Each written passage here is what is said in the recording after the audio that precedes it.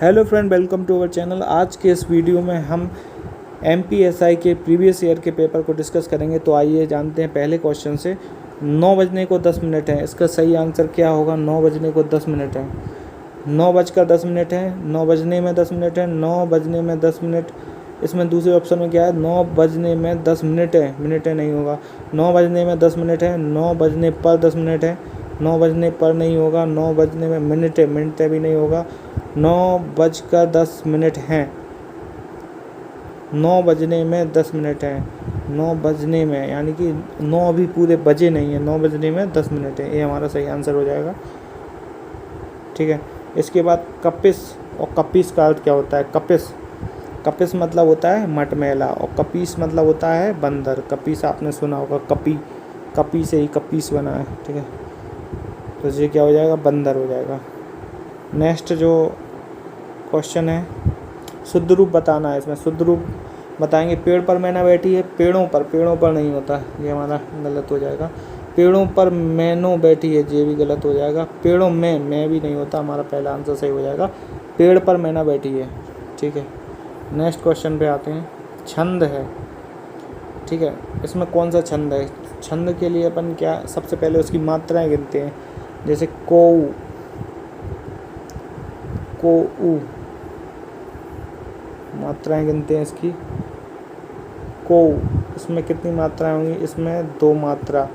ऊ की 1 मात्रा, पा की 2 मात्रा, पी की 1 मात्रा, हा की 1 मात्रा। ठीक है। पंचत्व की 1 मात्रा, चा की 2 मात्रा और त्वा की 1 मात्रा। ठीक है। कितनी मात्राएं होंगी? 2, 1, 3 और 2, 5, 6, 7, 8, 9, 10, 11। तो पहले वाले भाग में कितनी होंगी? 11 मात्राएं होंगी। ठीक है। अब इसमें गिनते हैं, इसमें कितनी मात्राएं हो रही हैं? प्राप्त की 2 मात्राएं हो रही हैं और आधा पा और ता, इसकी 1 मात्रा। सू की कितनी है? 1 मात्रा। नी की 1 मात्रा। जमगन की कितनी? 1 मात्रा। 1, 2, 3, 4। धाव की 2 मात्राएं, वा की 1 मात्रा और ता की 1 मात्रा। 2 के लिए एस से डिनोट करते हैं। ठीक है। कितनी हो जाएंगी? 2, 1, 3, 4, 5, 6, 7, 8, 9, 10, 11, 12, 13 मात्राएं। यानी कि पहले वाले में कितनी मात्राएं थी? पहले वाले में हमारी हो रही थी 11 और दूसरे वाले में 13। 11-13 के क्रम से कितनी मात्राएं होंगी? 24 मात्राएं। तो एक किस में होती हैं? 24 मात्राएं होती है हमारे रोला छंद में। तो सही आंसर हो जाएगा रोला छंद। ठीक है। नेक्स्ट क्वेश्चन पे आते हैं। देश निकाला ये समास है। तो समास आपको पता ही है। समास 6 प्रकार के होते हैं। प्रथम पद अव्यय, अव्ययी भाव, यानी उसमें पहला पद प्रधान होता है। द्वितीय पद प्रधान तत्पुरुष, जिसमें दूसरा पद प्रधान होता है। जैसे राजपुरुष, राजा का पुरुष, इसमें दूसरा पद प्रधान है। ठीक है। उसके बाद प्रथम विशेषण, दूसरा विशेषण। पहला पद विशेषण होता है, दूसरा पद विशेष होता है। वो क्या कहलाता है? कर्मधारय समास। उसके बाद द्विगु संख्यावाचिका। द्विगु समास जो होता है उसमें संख्या आती है, जैसे पंचवटी। ठीक है। और द्वंद्व, दोनों पद प्रधान होते हैं, जैसे माता और पिता। ठीक है। उसके बाद बहुवीर्य समास, इसमें अंतिम पद प्रधान होता है। ठीक है। जैसे चक्रधर, चक्र को धारण करने वाले विष्णु जी। ठीक है, विष्णु जी, ये बहुवीर्य हो गया। हाँ, तो इसमें हमारा आंसर क्या होगा? देश निकाला, देश से निकाला हो जाएगा, जो हमारा तत्पुरुष समास का उदाहरण हो जाएगा। ठीक है। संक्षिप्तीकरण, MPSI में इस टाइप के क्वेश्चन पूछे जाते हैं। संक्षिप्तीकरण और पल्लवन। संक्षिप्तीकरण मतलब होता है संक्षिप्त रूप में लिखना, और पल्लवन होता है छोटे से मतलब उसको वाक्य को बड़े से बड़े, मतलब ज़्यादा शब्दों में उसको आपको उसको प्रदर्शित करना, वो हमारा पल्लवन कहलाता है। तो संक्षिप्तता एवं क्या पूछा गया ऑप्शन में? को बनाए रखना भी अत्यंत आवश्यक होता है। संक्षिप्तता और प्रभावमकता को, सत्यामकता को या गत्यामकता को, ये कुछ नहीं होगा, इसमें प्रवाह जरूरी होता है। संक्षिप्तता के साथ प्रवाहमकता को बनाए रखना अत्यंत आवश्यक होता है। तो ये हमारा आंसर हो जाएगा। इसके बाद नेक्स्ट जो आते हैं, नेक्स्ट क्वेश्चन है, राष्ट्रभाषा क्या होती है? राष्ट्रभाषा केवल राज्य का प्रतिनिधित्व करती है, राष्ट्रभाषा संपूर्ण मानव का प्रतिनिधित्व करती है, और राष्ट्रभाषा संपूर्ण राष्ट्र का प्रतिनिधित्व करती है। राष्ट्रभाषा संपूर्ण राष्ट्र का प्रतिनिधित्व नहीं करती, ये गलत हो जाएगा। केवल राज्य का प्रतिनिधित्व, ये भी गलत हो जाएगा। संपूर्ण मानव का प्रतिनिधित्व, ये भी गलत। राष्ट्रभाषा संपूर्ण राष्ट्र का प्रतिनिधित्व करती है, ये हमारा आंसर हो जाएगा। नेक्स्ट जो देखते हैं, MPSI में काफ़ी क्वेश्चन पूछे गए हैं, मतलब एक ना एक क्वेश्चन आता ही है इसमें से शब्दावली से। जैसे कि रिक्ति को क्या बोलते हैं अपन? वैकेंसी बोलते हैं ना, कि अभी वैकेंसी नहीं आई है तो इसको रिक्ति बोला जाता है, ठीक है। सारी पृथ्वी का राजा को क्या कहते हैं? सारी पृथ्वी के राजा को क्या बोलते हैं? सम्राट किसको बोलते हैं? चक्रवर्ती। इसका मतलब होता है चक्रवर्ती, इसका मतलब होता है, ठीक है। इसके बाद नेक्स्ट जो है सर्प का पर्यायवाची बताइए। सर्प का क्या होगा पर्यायवाची? ठीक है, सर्प का पर्यायवाची हो जाएगा भुजंग। अपन बोलते हैं भुजंग, ठीक है। करी मतलब हाथ होता है, हाथ। करी मतलब क्या होता है? हाथ होता है। इसके साथ ही बारण नहीं बोलते, निवारण या प्रतिरोध, ठीक है। बारण। नग मतलब कीमती पत्थर होता है कोई, तो इसका आंसर क्या हो जाएगा? भुजंग। सर्प का पर्यायवाची भुजंग। सिने एक्सप्रेस, एक क्वेश्चन आता है एक्सप्रेस से लेकर, मतलब जो हमारे अखबार हैं या फिर पत्रिकाएं, ये कहाँ से प्रकाशित होती हैं?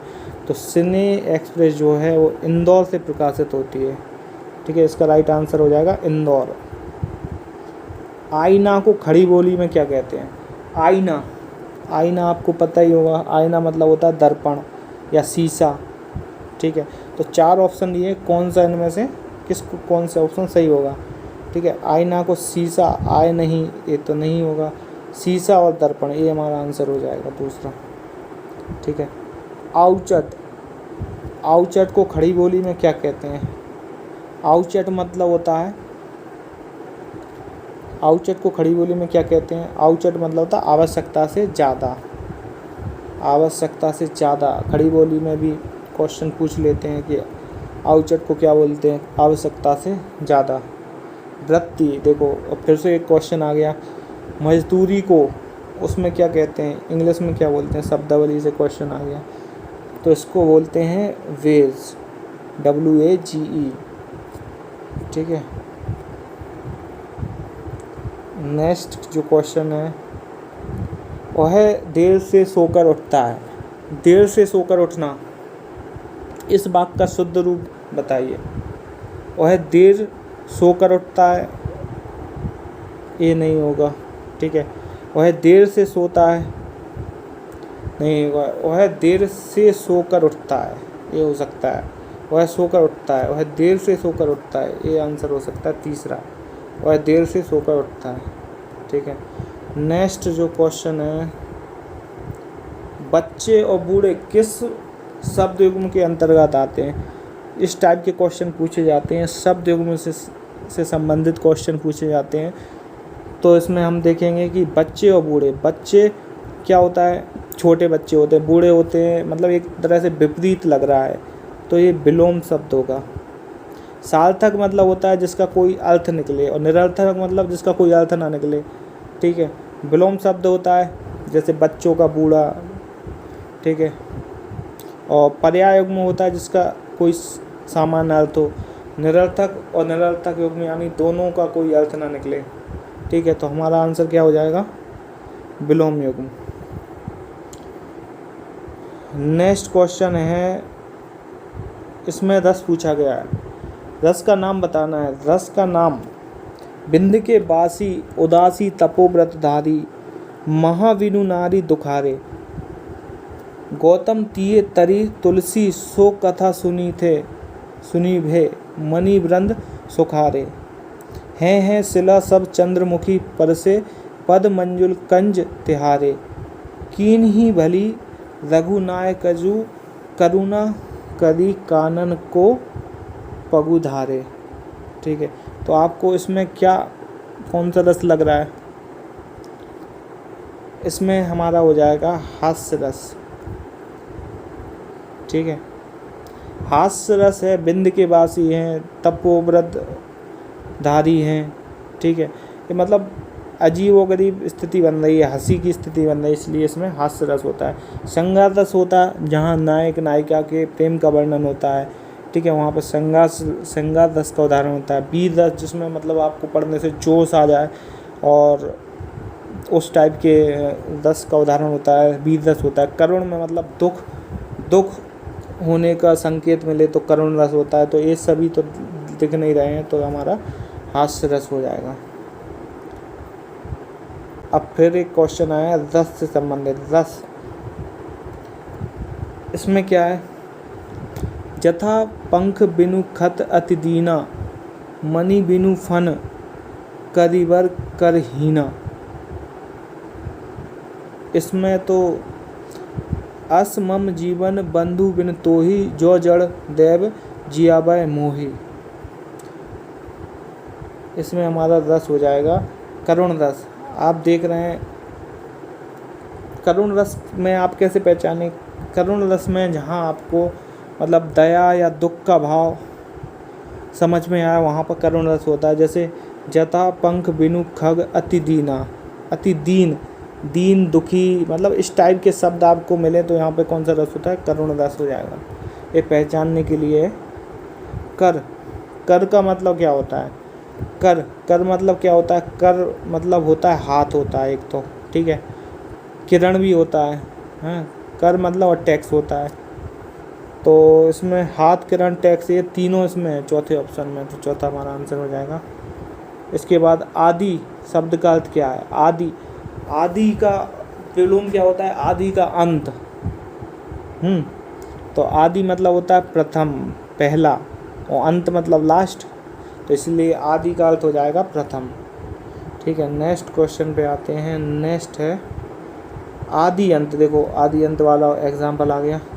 ये शब्द युग्म किसके अंतर्गत आएंगे? मतलब आदि का भी मतलब निकल रहा है और अंत का मतलब भी होता है। तो एक तो सार्थक हो जाएगा, दूसरा क्या होगा? विलोम हो जाएगा ये पहला वाला। ठीक है, तो ये क्या हो जाएगा? हमारा विलोम युग्म हो जाएगा। नेक्स्ट क्वेश्चन पे आते हैं। राजभाषा उस भाषा को कहते हैं जिस भाषा के द्वारा क्या होता है? पहला ऑप्शन है किसी राज्य के प्रशासनिक कार्य को संपन्न किया जाता है, किसी देश के विद्यालयों प्रशासनिक कार्य को संपन्न किया जाता है, किसी देश में व्यापार किया जाता है, किसी देश की जनता द्वारा अपना विचार विनिमय किया जाता है। राजभाषा तो वही होती है ना, किसी राज्य के प्रशासनिक कार्यों को संपन्न किया जाता है। ठीक है, राजभाषा क्या होती है? किसी राज्य के प्रशासनिक कार्यों को संपन्न किया जाता है। साहित्य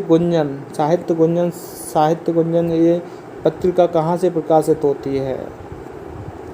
इंदौर से प्रकाशित होती है। ठीक है, 4 मासों का समूह अभी हमने पढ़ा था।